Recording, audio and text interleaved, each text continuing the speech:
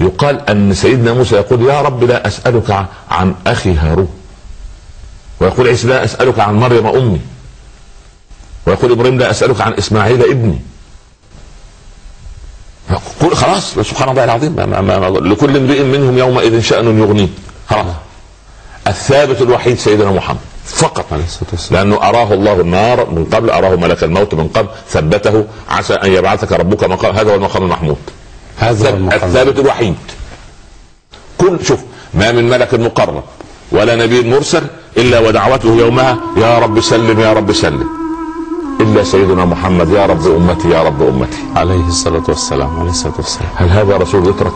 لا والله. هل تترك سنته؟ لا والله. هل ننسى حقوقه علينا؟ لا والله. هل يعني ننسى ان نسير خلفه في صغير الامر وكبيره؟ لا يا اخي انا لو وصفت لك بيت روح يمين روح يسار تمشي على الهدي تصل للبيت اللي انا وصفته، فما بالنا وقد وصف لنا طريق السعاده، طريق السعاده.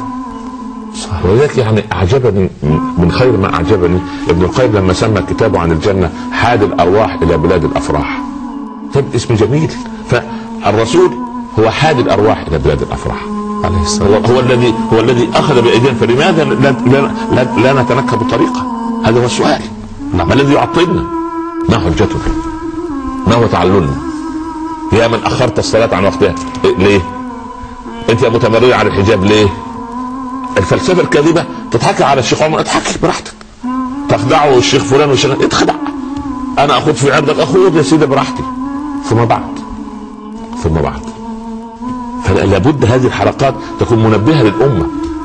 انا اخاف ان ننتقل من هذه الدنيا وما خدمنا ديننا. لا اله الا الله.